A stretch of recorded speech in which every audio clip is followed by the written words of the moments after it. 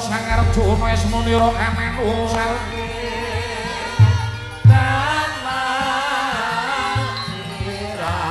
Kasebabing kae ungsung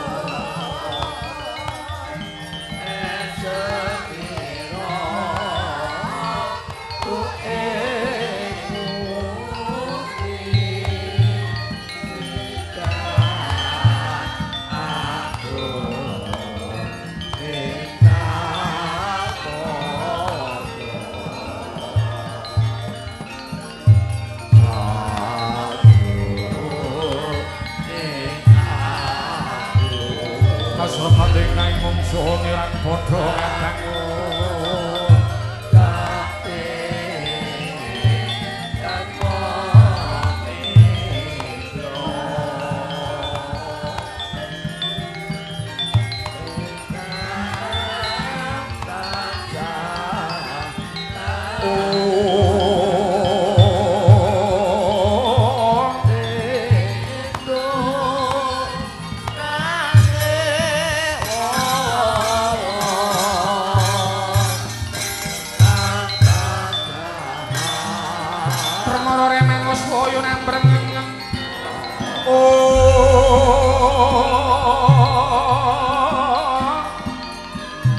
karonaning kaswasa aning marga memalanggung maring risang Gondwastrataja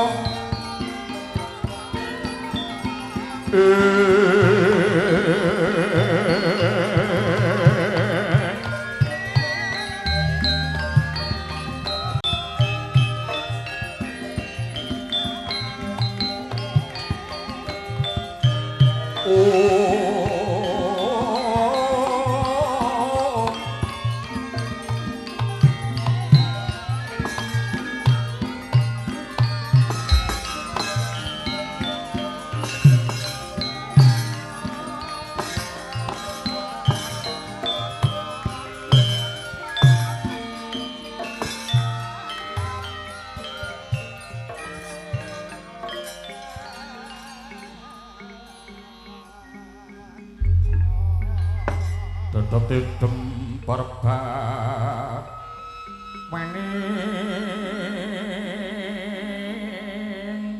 ratri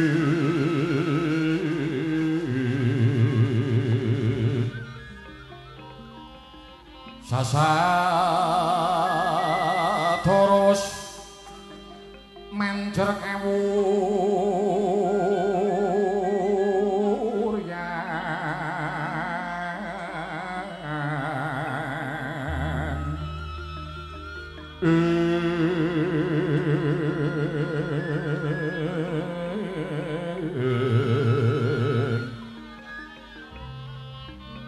tanku jiwa manis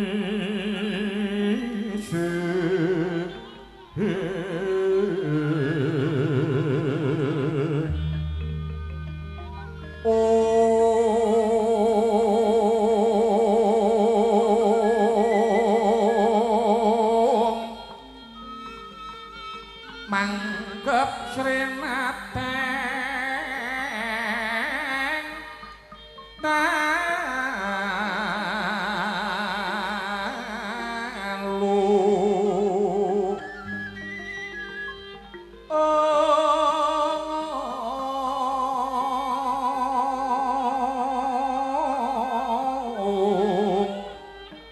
Sinewaka Sangya Pratasya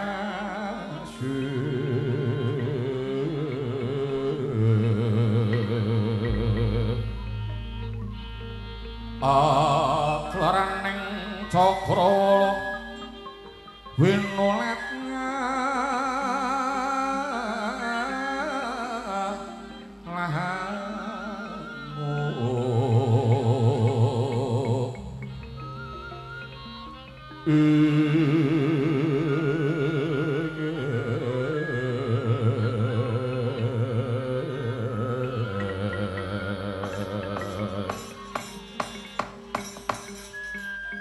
saking keing tarakana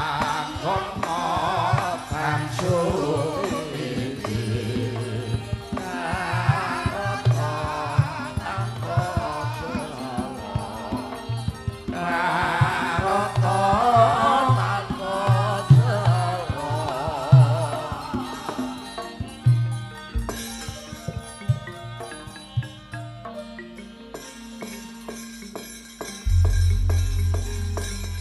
menawa ndak pas padake ingkang merpeki sumusul marang pun Rama. Iki kaya putraku bocah sigit wis sanggeni. Iya. Kanjeng Rama Janaka. Aja ngaget penggaling Kanjeng Rama Harjuna. Aku anakmu Bambang wis sanggeni ing prapta papan kene Kanjeng Rama. Iya, putraku nggih. Wis sanggeni kepiye pawartane anggonira? Ndak utus supaya suwanana negara Ndarawati apa Koko Prabu kepareng suka sabyantu marang pun Rama nggih wis sanggeni. Kanjeng Rama Janaka. Dene anggonku nyuwun sanjata pitulungan marang Siwa Prabu Kresna cuk cabar tanpa karya gagar wigar tanpa karya. Tegese aku durung bisa nganti kelawan rawuh Siwa Ndarawati ana ngarsaning Rama Janaka jalaran dina iki Siwa Prabu Ndarawati luwih abot labuhe marang panangising anak ya kuwi Kakang Brama Narakasura. Kang sarta minangkani apa ingkang dadi panyuwune Kakang Narakasura anggone uga bakal kepengin anggayuh tumurun wahyu tirta suci kula aja ndadekake cuwa jroning penggaling Rama Janaka.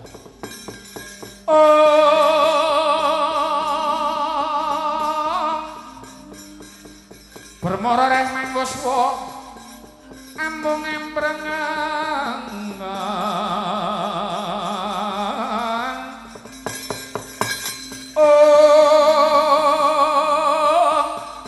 kabeh karunaning kaswasehane marga mamalagung risang bondo wastratmaja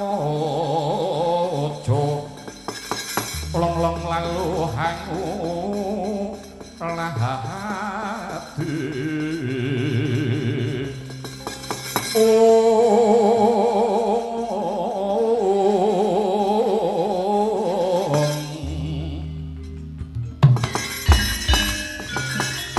Wataka mengko sawis tingal sungkawa jroning penggaling Dyang Arjuna Dupami danget dhateng aturira ingkang putra nenggih Bambang Wisanggeni kaya nglokro kadya dening pepes pepuntoning tekad datang sembada kang ginayu luluh lukreh les-lesan tanpa daya dongketaning nala Risang Janaka kalamun uninga ingkang minangka lantaran tumurune kanugrahan datang minangkani dupi mangkono Hyang Harjana Sigra paring pangandikan mring Kyai Semar Badranaya.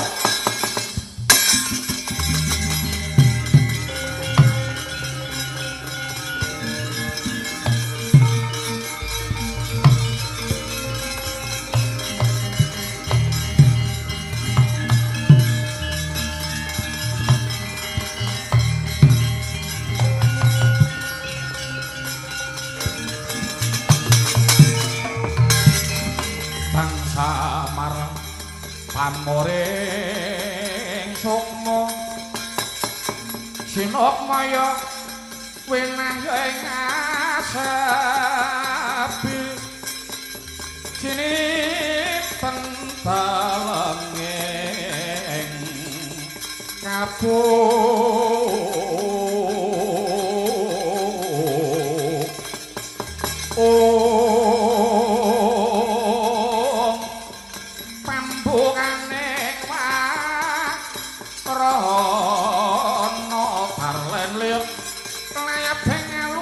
benda pecating supano sumusuping rasa jati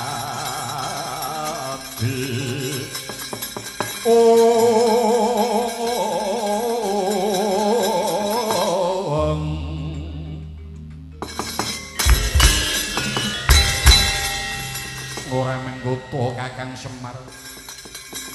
Semar Badranaya kepiye munggo saka panemune Kakang Nayantaka bab lelakon iki Kakang nggih sampeyan ampun lara ati keng sarta alit ing penggalih anggenipun sing Ndarawati nedya minangkani dhateng panyunipun anak niku tegese sampeyan lagi didadar kalian kahanan Dewa paring saspita Wahyu saged ginayuh kedah lantaran dhateng ratu ingkang minangka dados titising Sang Hyang Bathara Wisnu. Nanging sedaya lelampahan kula wau ampun ngantos damel ribet. Raosing penggalih ndika Ndara Janaka. Menawi sampeyan mangke pasrah sumarah mring purbaning Hyang Agung kang sarta tumenem manggen paduka mupadi wonten pundi dununge wahyu kala wau. Tartamtu dewa mesti ugi nedhakaken sih milasanipun dhateng paduka Ndara Janaka. Aja dupeh. Sinuwun Ndarawati nuruti dhateng panangising anak. Mesti bakal kasembadan kang ginayuh niku dereng karuan. Pun sampeyan mang percaya dhateng aturipun pun Semar Badranaya yen jagat niki boten ngudrataken boten badhe kelampahan lelakon ingkang kados mekaten nggih Gus.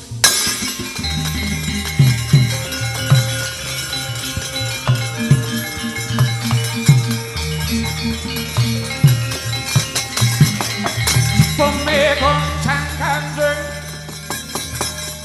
langit kolakaton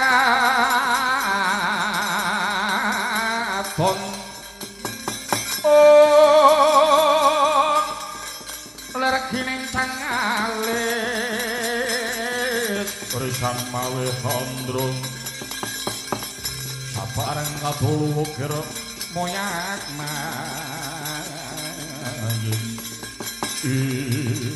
Kakang Semar banjur aku kudu kepiye Kakang Semar menawi kula raosaken wahyu ingkang badhe tumurun menika dados simbol pengawakaning toya utawi tirta mestinipun anggenipun tumedhak ing mangke boten tebih saking sumbering toya melanipun monggo kunaturi ngaketi wonten sacedhak pun Kali Jamuna nggih sungapaning Kali Badiratri.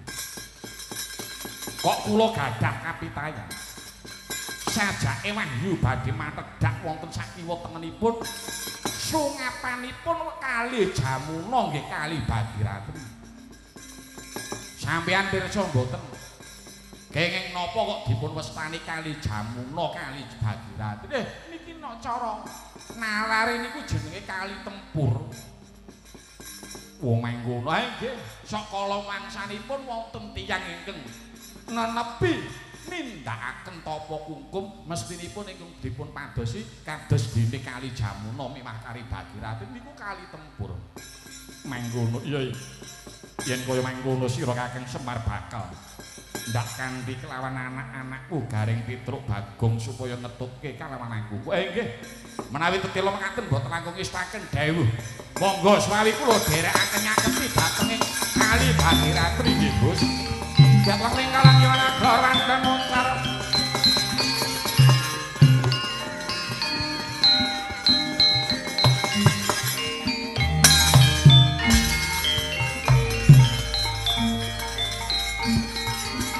Tenaler kagonan soro tambang kasolang macareng.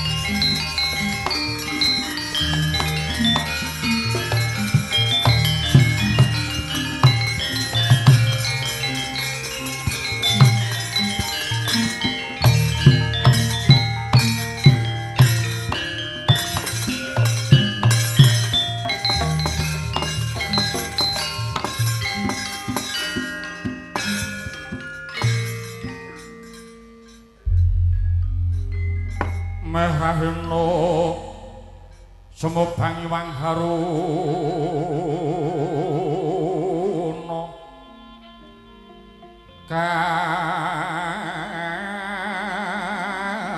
kadinetraning anggora pu sabdaning bukilo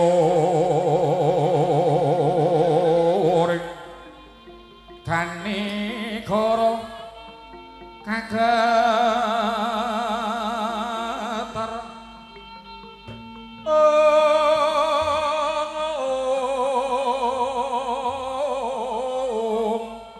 kene dongan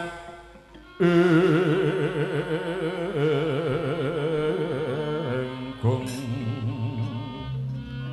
lerwo sing Dene Panco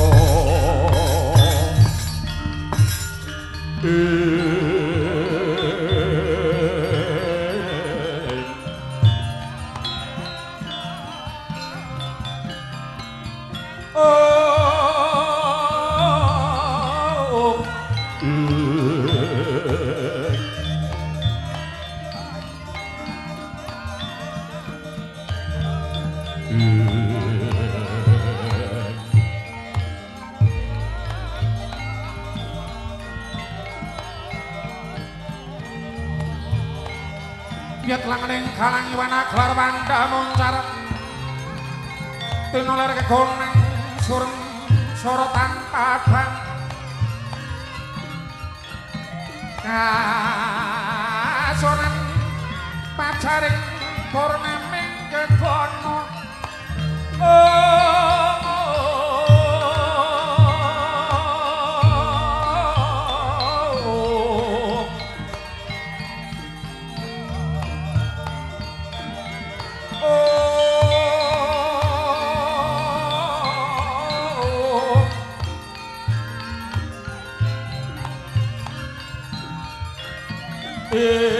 Mana wengi mring ujungan colo asengen karya mikana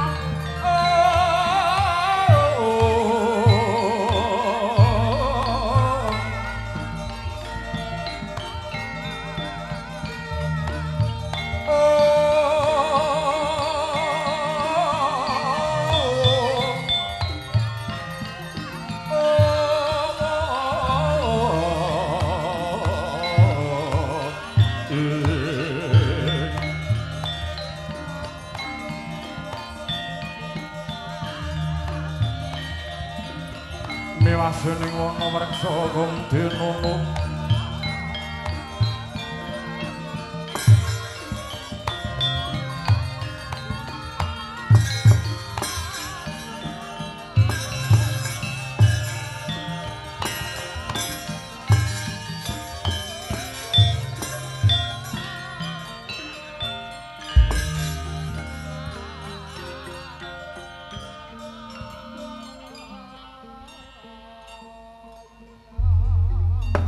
gumelaring jagat raya katonton Prabanya Surya sumirat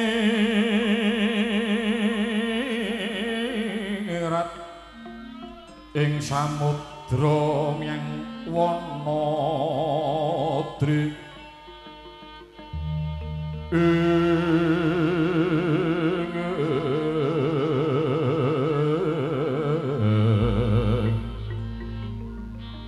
curang jero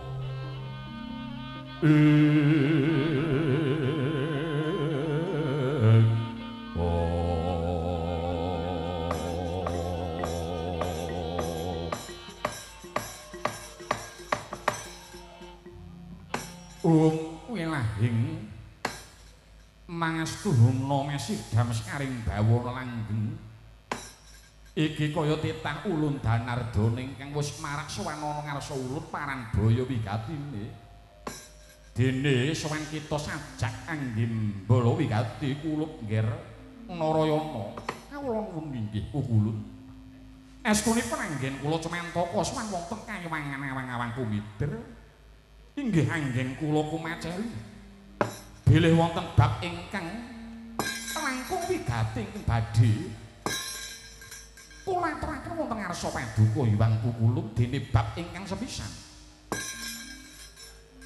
kula badhe nyara wedhekaken bab murcanipun senjata cakra ingkang sampun sawetawis wekdal oncat saking regeman kula dene ingkang angka kalih tansaranta kepengin angayati dharma anggenipun Jawata badhe nedhakaken kanugrahan ingkang sakelangkung ageng inggih punika wahyuning panguripan ingkang sinebut Wahyu Tirta Suci miturut dawuh ingkang kula tampi rikala semanten inggih namung kula pun kresna ingkang minangka dados lantaran tumruning wahyu lan mestinipun bab magepukan kalian bab icalipun senjata cakra paduka pukulun ingkang langkung pana dhateng lelampahan punika pukulun iya kula kresna ya dene datang geseh marang aturira kelawan panjangga ulun lantaraning wahyu ya mung kresna ingkang bisa minangka dadi lantaran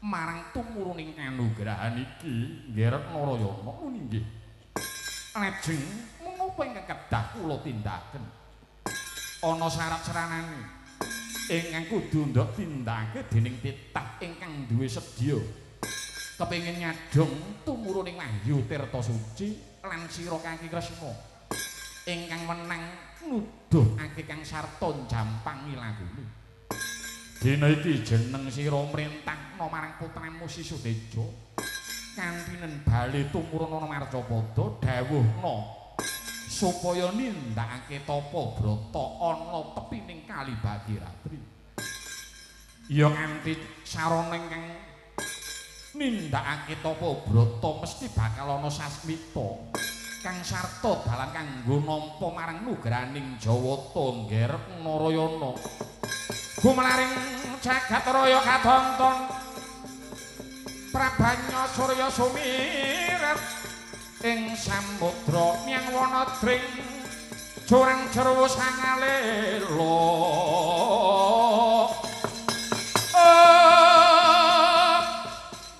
salwiring brojan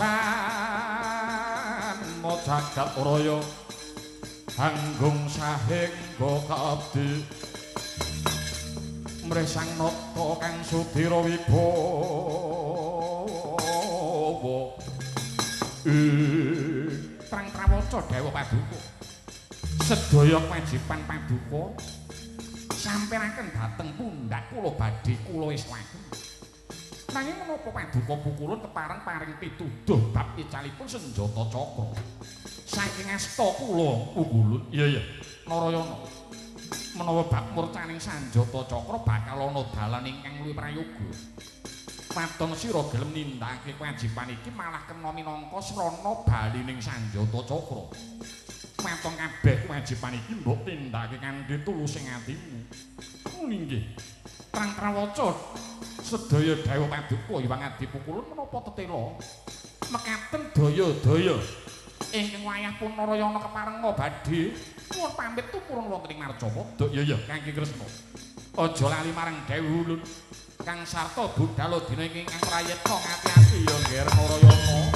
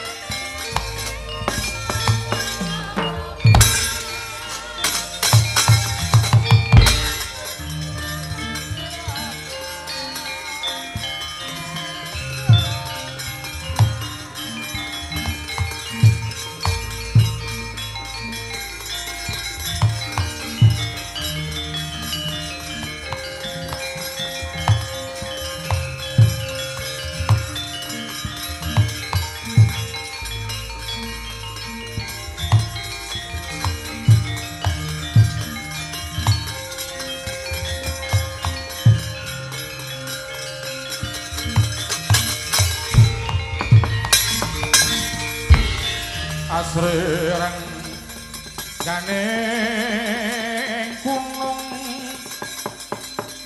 tertane balung bang bening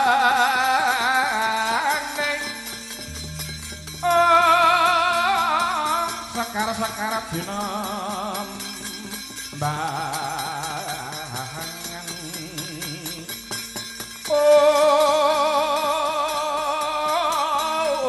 ngebak kang sari-sari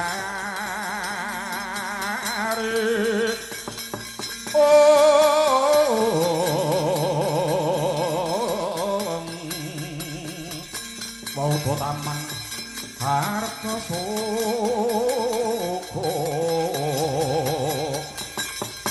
ungganing putri mandele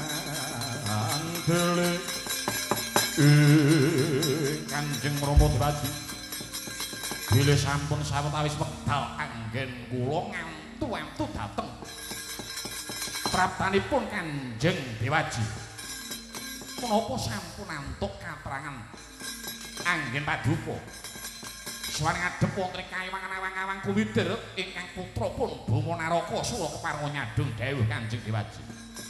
Ya jagat ya dewa Bathara jagat wasisane Hyang Bathara Nger.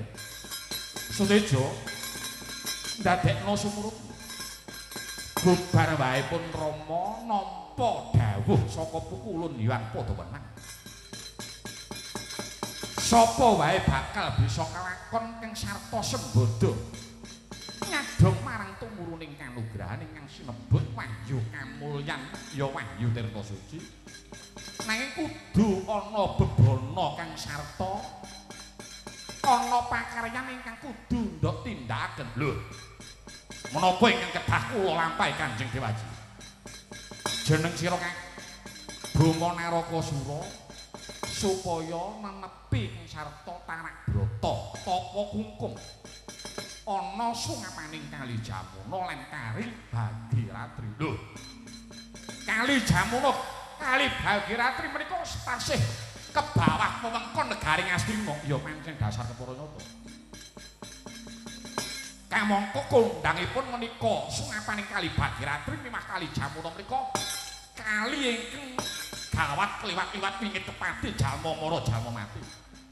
Niku lak kali tempur to Kanjeng Rama. Iya. Kuwi jenenge kali tempur.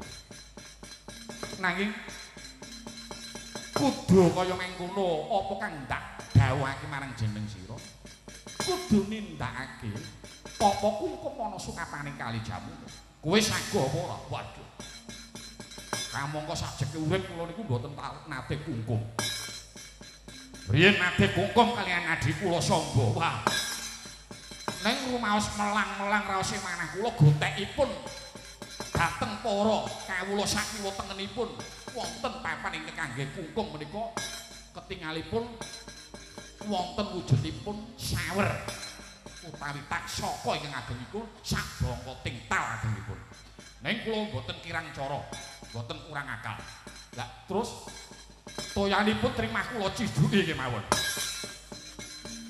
ngono kuwi jenenge ora kungkum neng ngadus kowe sago apa ora yen kowe iki ora nyaguhi ora minangkani apa kang dadi bebono iki ora bakal kasembadan jeneng sira nyadong tumurning Wahyu Tirta Suci kamangka negaramu bisa walaya jati tenan nirmala manggih marang katentreman kudu ana wahyu ingkang tumurun ana saliramu ya mapan ana negara Trajutrisna wah nggih paripaksa badhe kula udanen yen ngono kowe sago nggih kula sagak yen pancen sagoja karunden gawe aja kesuwen purgage tutna ngakune pun Rama dina nggih kok kanggo wis kedhawuh Kanjeng Rama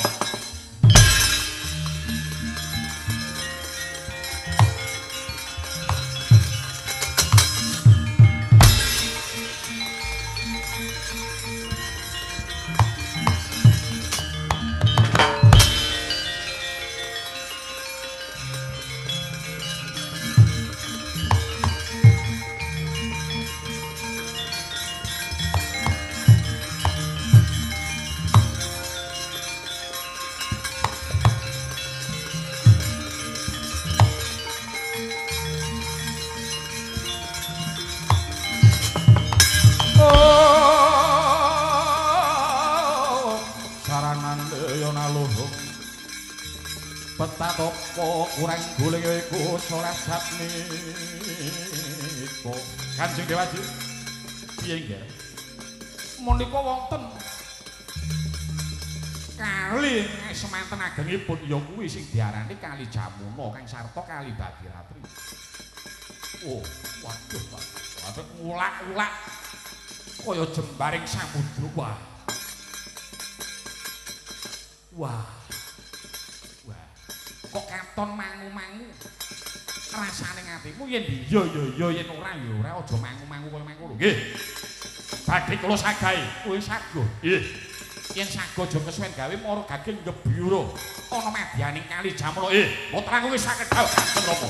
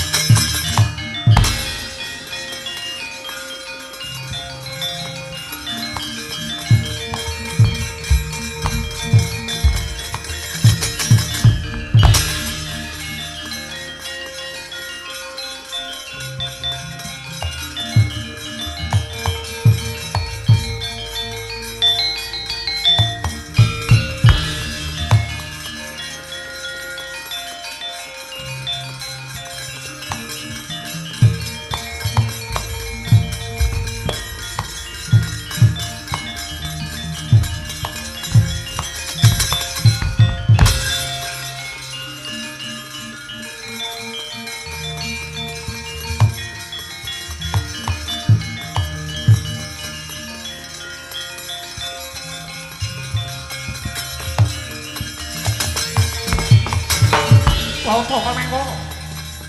Arsane ndakaken dawing Jawata. Nalindring Trajutrisna Prabu Bama Narakasura.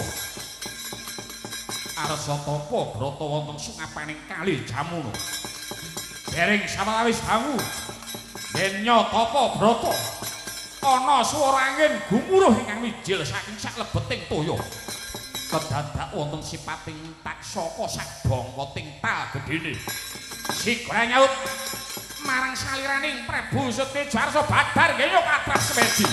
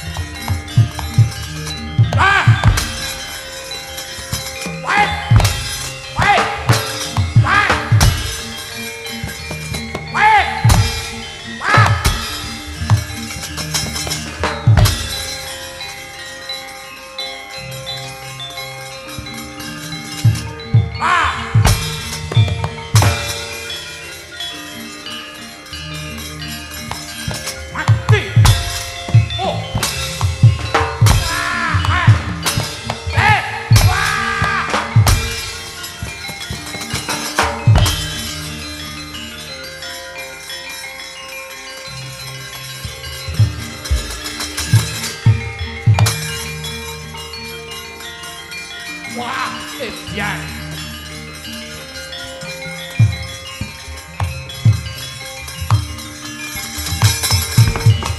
Wah, rayoli binantang yang satelek.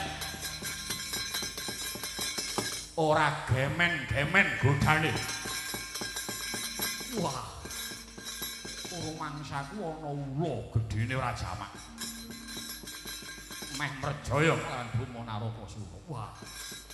Ya. Anteping adiku timbang nyawaku sing dadi gedhane. Nyawaku sing dadi totane. Ora kuat nampa wahyu paten bali ora prajurit Tresna Bela iki.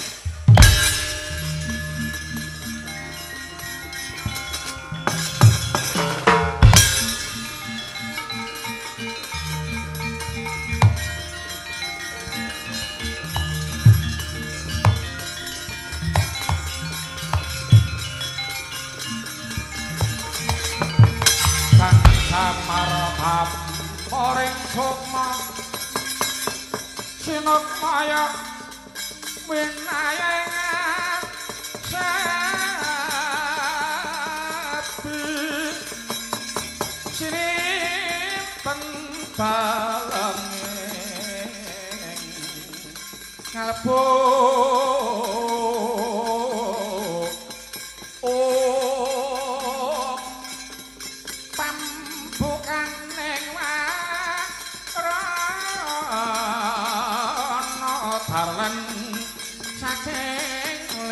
layar beng haluyuk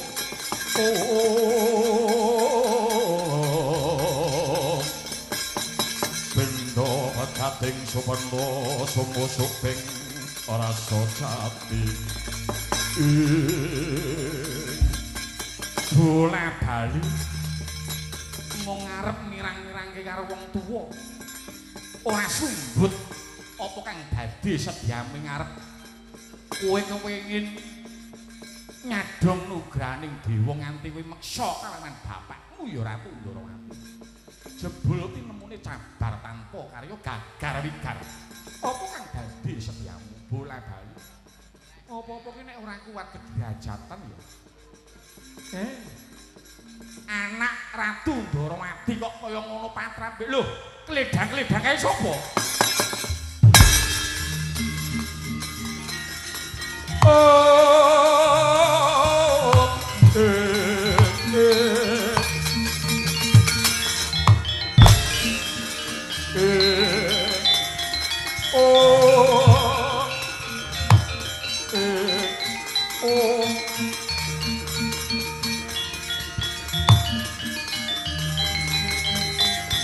Kyai Janaka.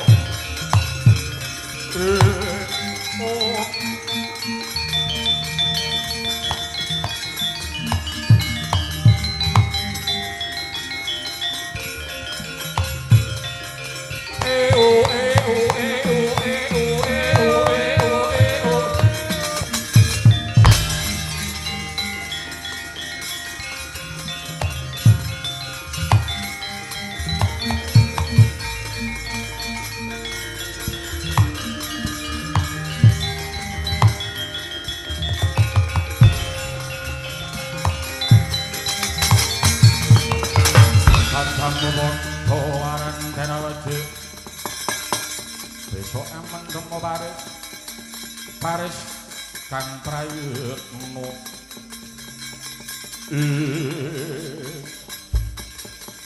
menawa ndak waspadake kledang-kledang iki kaya kadangku Yayi Janaka.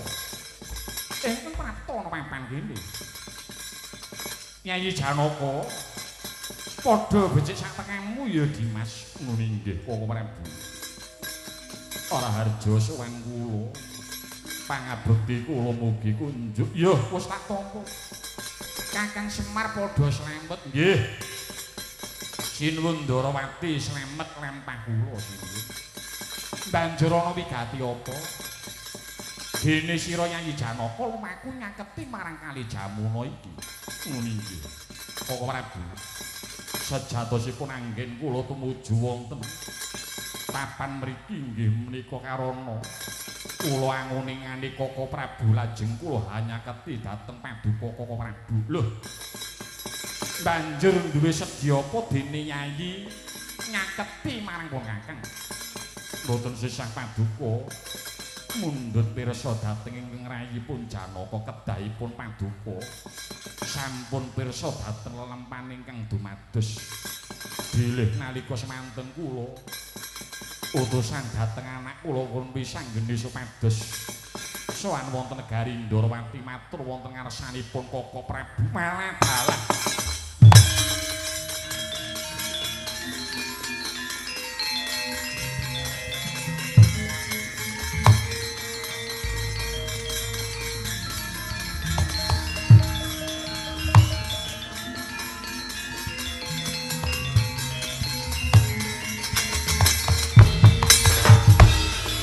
Sagol kuluruk rame kadiyarsi lawa kang loro pandelian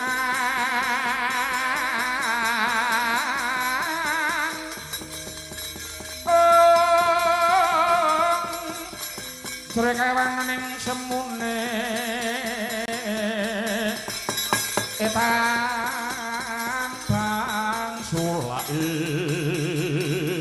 ipun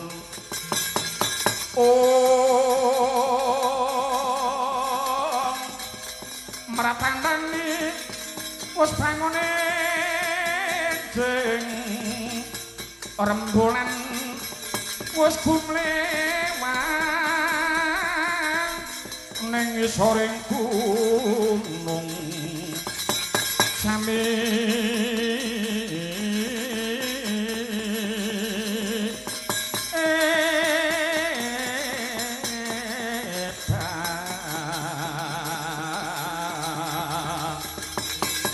lanang wadon samyang ayati karepe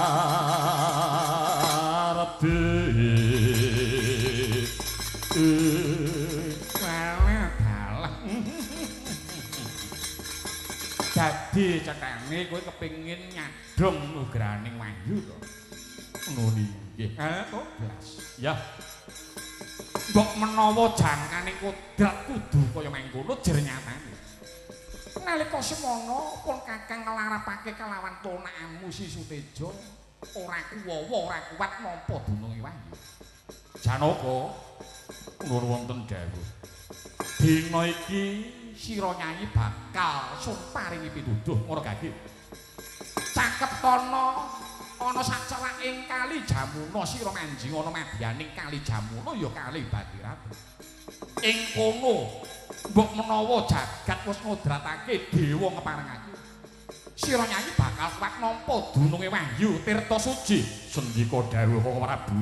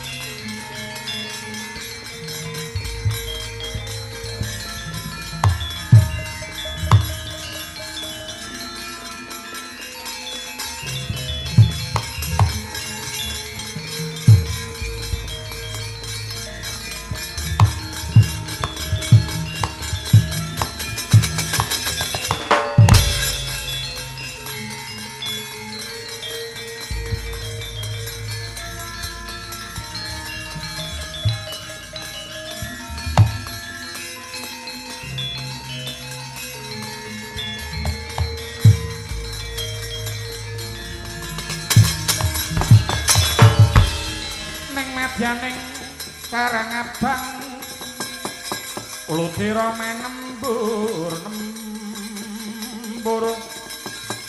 gagat rimeng munya bangun ana bateng dodo batange wengi ana bateng dodo batanging wengi melengket taning Risang Harjana Ngesti ngawiji indriya piniji umahnya kreketing jiwa babaring rasa waninging pramana sejati jati kajatening ayun pranyata Raden Janaka wis amangun yoga brata semedi tapa kungkum wonten sungapaning kali Jamuna ing kali Bhagiratri Narendra mung hangesti marang Gusti Kang Maha Adi murih jinangka prapta kang sinedya teka kula mung pasrah marang mring ciptaning Hyang Widih risak sore mangke ana sak lebeting kali Jamuna ana tak saka sak bangka tempal gedene arep sanyut anggubet angrabasa kan lagi apa brata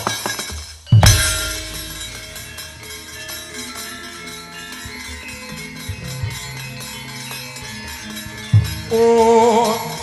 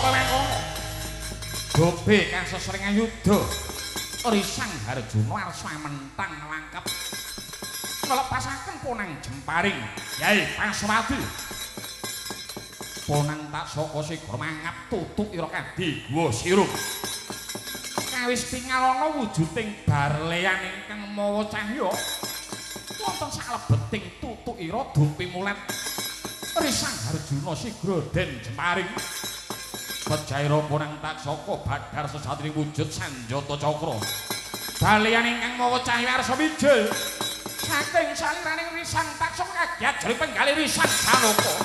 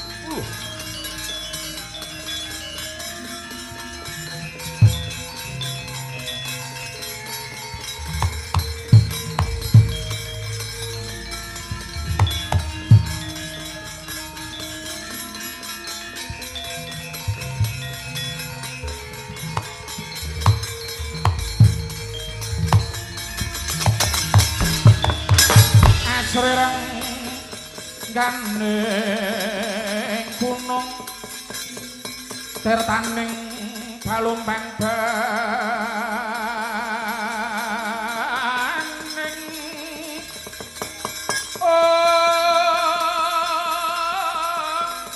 sakar-sakar jinam mbangan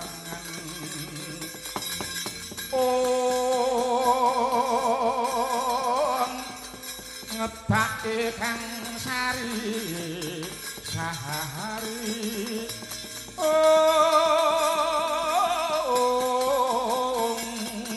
wau taman harga soko ungganing putri mandili putri mandili Nyai Janaka yen ndak sawang saka kaduan Nyai Janaka kaya bubar wae merjaya marang sipating Ponang Taksaka ngene iki kaluhuran sabdanipun Koko Prabu Ndorowati banjur ulane mau ilang ana ngendi ulane mau ilang ana ngendi Taksaka kula lepasi jemparing lajeng badar dados senjata cakra pelagalah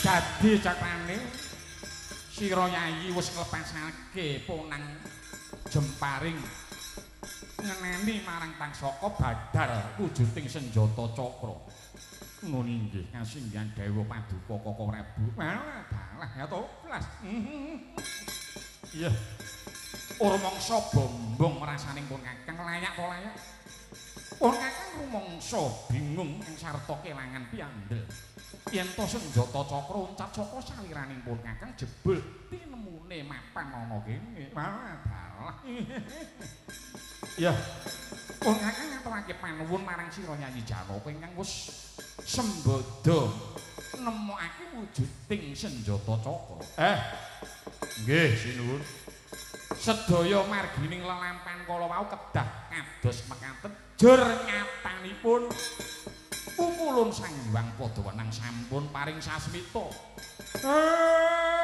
bilih Paduka Sinuning Ndorowati ingkang minangka dados pelantaran anggenipun Ndara Janaka badhe nyadhong nugrahaning Jawata kanthi Paduka dawuh tapa brata wonten sukapaning kali Jamuna kamangka menika ageng godhanipun nggih iya Kakang Semar wong kepingin dadi wong pinunjul kuwi kudu punjul karo liyane yen kepingin dadi wong sing pepethingan kudu diasah jiwa lan ragane ngaten iya nek kepengin dadi wong ketrima ya kudu gelem nglakoni kaya kang ndak dawuhake kinacek ing sesami nggih leres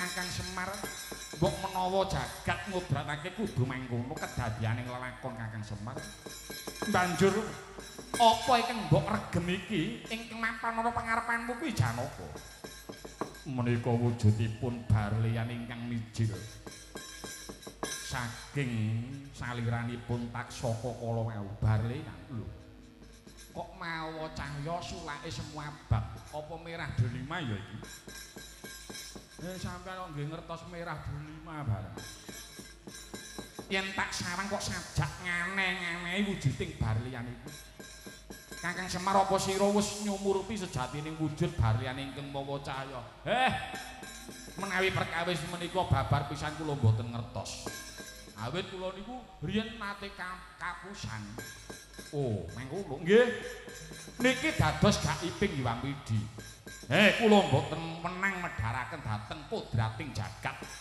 nanging mang enteni Wanci sawetara mangke rak wonten sasmita ingkang kaparingaken dhateng Ndara Janaka Sinun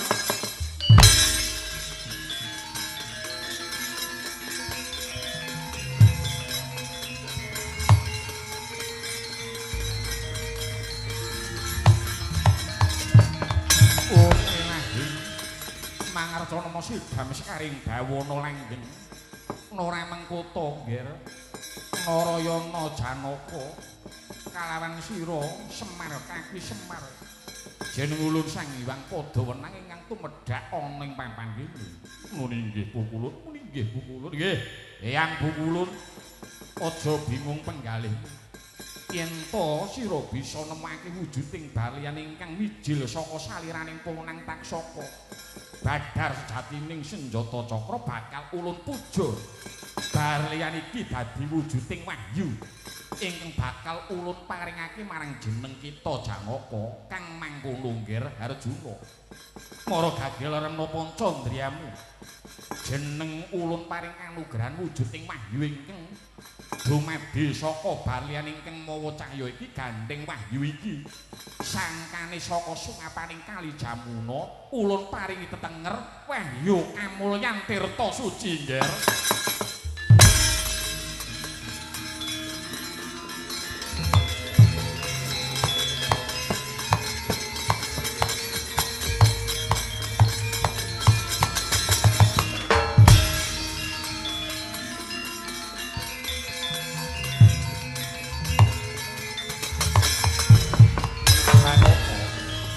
Sembadan apa kang dadi sedya kita nyadong marang tukuruning wahyu tirta suci. Nuni nggih Pukulun ngaturaken panuwun ingkang tanpa pepindhan dene paduka sampun paring kanugrahan dhateng ingkang wayahipun Janaka. Iya, nggih Janaka. Tirta kuwi tegese banyu, suci kuwi resik. Dadi kang kedunungan wahyu tirta suci mau bakal resik jiwa lan ragane. Ya resik laire nanging uga resik marang batine. Banyu kuwi simboling panguripan kang sarta resik. Kul kanthi dayaning wahyu tirta suci mau bisa ndayani marang sira Janaka anggon kita angayahi dharma minangka dadi jejering satru ingkang bisa nguripi marang sak pepadaning titah ingkang caket kalawan jeneng kita lan uga ranali. Muga saka dayaning wahyu tirta suci bisa murakapi marang sagung dumadi kalawan kawula dasih ingkang mapan ana ing padusunaning Dungkut Alit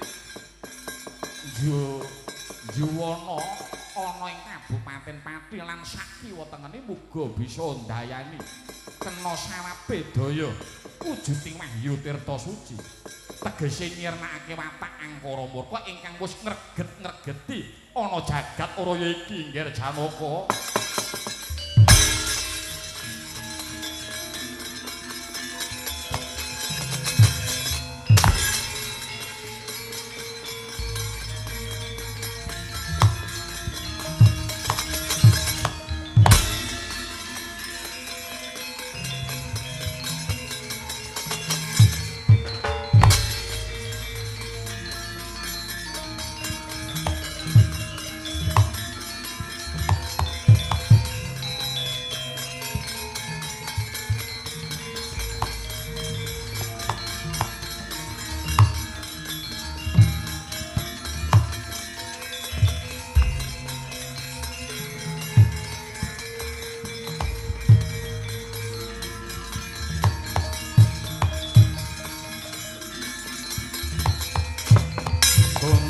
Kanjeng langit kolap-kolap aton leregining kang alus urusan mawe gandrung Nyai Singa ingkang mrepeki marang pung kakang kelawan Nyai Bagus. Ya jletheng Barasena kakangku.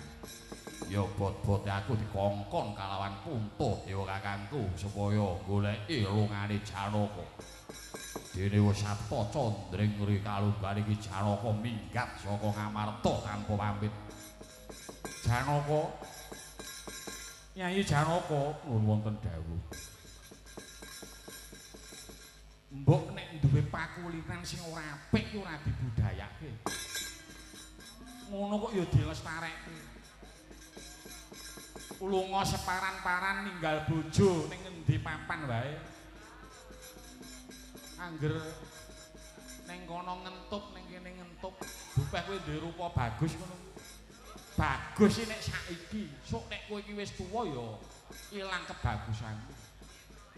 Bejane wong ki ya dhewe-dhewe. Kowe ora pamit karo Nyai Prabu Puntadewa mboten. Kulina karo bojomu Nggih mboten. Apa kowe ora digoleki kalawan Srikandi karo Sembadra? Mboten. Ora beda karo le nyaron. Nang endi-endi kok dipantun nganggo CCTV. Gong, Rene oleh ngapa-apa? Rene ketok iki gayeng iki. Iki adine iki diujar-ujari karo kakangmu. Aku gelem rono angger dipethuk nganggo prau layar. Praune wis ilem. Aja mbok baleni. Janji kok baleni tak gletho ndasmu. Ngono iki mboten badhe kula wangsul menawi emut. Nyai Werkudara. Piye? Keterangane iki mau adimu Nyai Janaka nampa marang nugraning dewa wujuding wahyu. Wah. Monggo nang ngendi-endi mung tiba gemil. Ning kono entuk, ning kene ya entuk. Entuk wahyu. Iya. Jawata nedhake wahyu ning ana syarat-syarate. Syarate apa? Edimu bakal bisa ya kuwi nampa dununge wahyu asal kudu gelem kungkum ana sungapaning Kali Jamuna ning delalahe dewa ngeparengake jagat ngudratake. Ah, ya wis. Yen ora aku ya melu bungah ning wong iki kon bali ning Amarta dadi golekan. Sadurunge kowe nganti kelawan adimu Janaka. Kalawan pun Kakang bali ana negara Amarta kaluh. Kaya ana bendera kumalebet kanthi pralambang sirah gajah. Yoker apa piye? Sirah gajah kok yoker iki. Kae gendera negara Ngastina Yai Duryudana lan sakurawane nganti kalawan Koko Prabu lho. Kanton mangar-mangar Koko Prabu Mandura sajake ora nrimake yen wahyu bisa ditampa dening Kyai Janaka. Aliya kuwi perkaraku.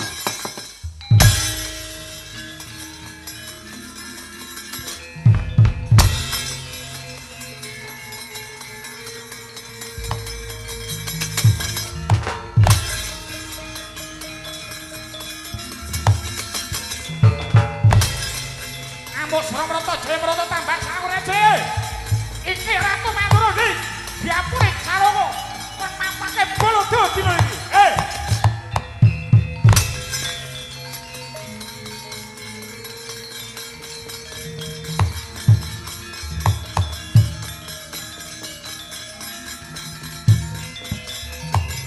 Wah, Werkudara.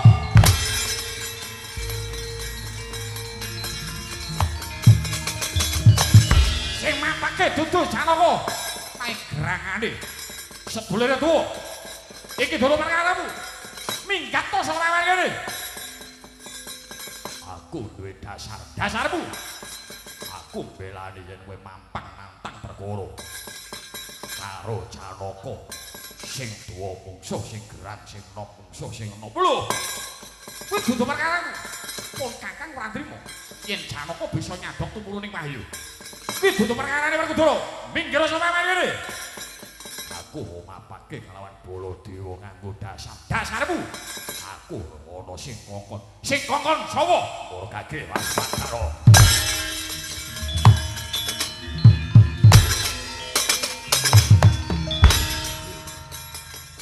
Sing kongkon iki. Iki piye to iki? Koko Prabu.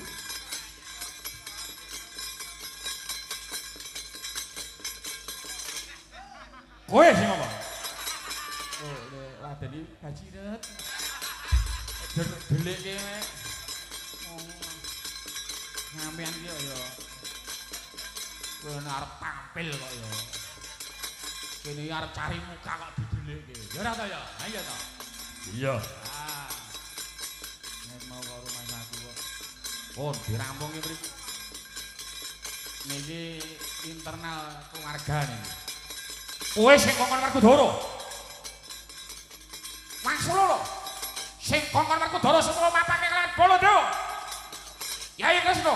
Nggih, ya wis. Ya wis.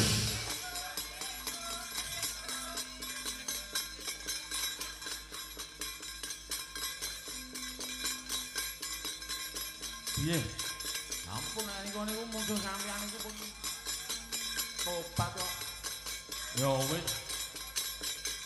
Tobat ya tobat. Werkudara.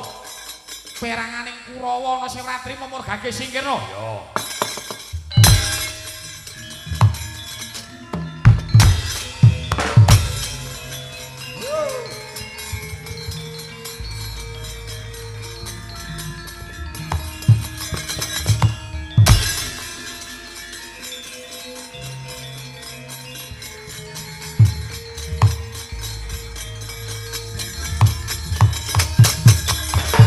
Werkudara Duryudana kakang apa gede-gedenan iya ora trima Janaka nampa wahyu purba sejati kuwi tinggo awan mau kudu to Bapak Durna niki lakone napa Wahyu Jaya Abadi kaya toko tak jaluk Wahyu Tirta Suci ya papan ngono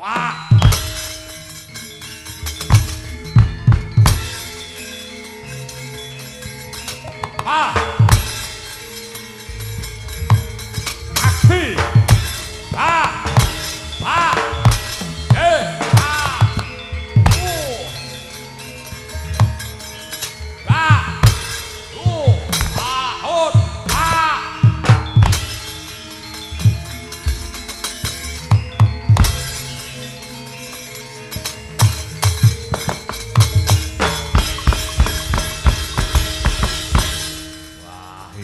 Hidyan ngerti bokoke kakangne gedhe nganggo bal-balan bali ana negara Ngastina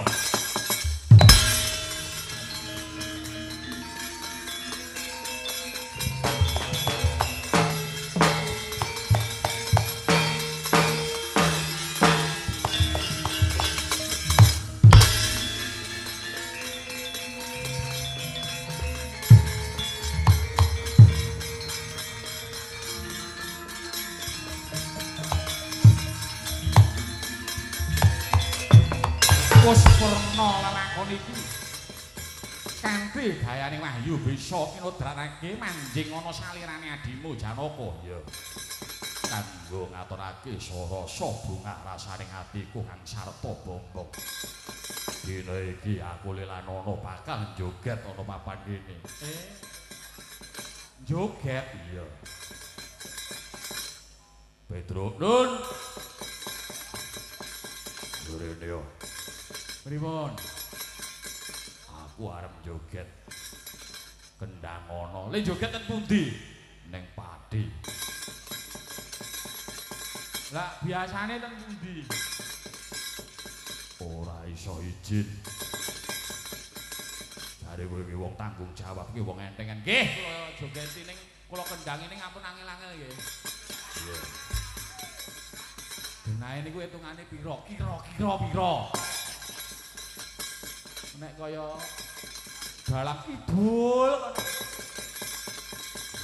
nek selembare nggih pian aja kakean gambleh nggih iringane napa ae kaya biasane sing mundi sing kaya reyokan niku sing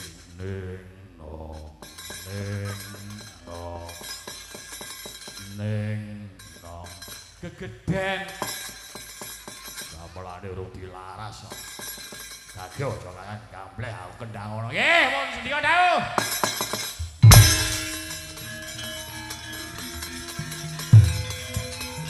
mriko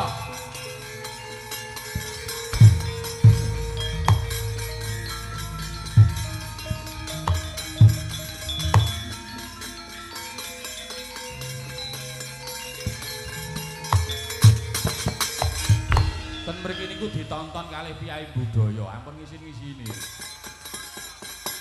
Ya kudune nganggo sepelan sik. Ajari sik, Truk. Kowe le nabi ya, Gong, ya. Ngono kok dadak nganggo latihan. Tapi Gong, iya oke. Cangkemmu nek akapelae. Ya kan juga.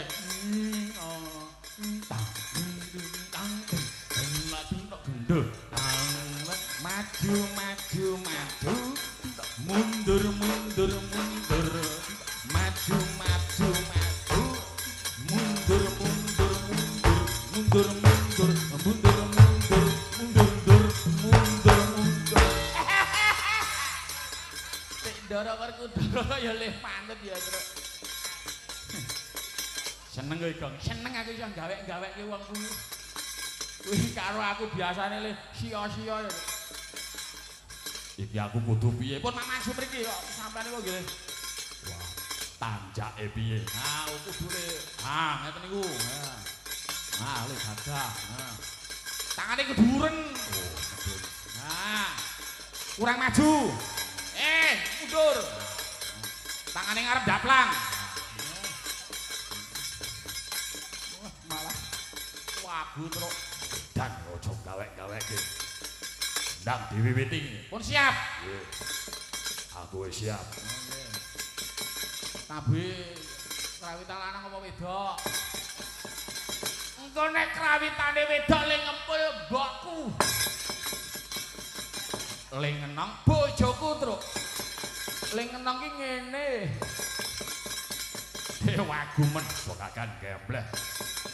Ora lek barbar pancen tak suwek-suwek. Sinden-sinden ngantek do ngempet nguyuh nganti do angel. Wong edan kang diwiwiti. Nggih.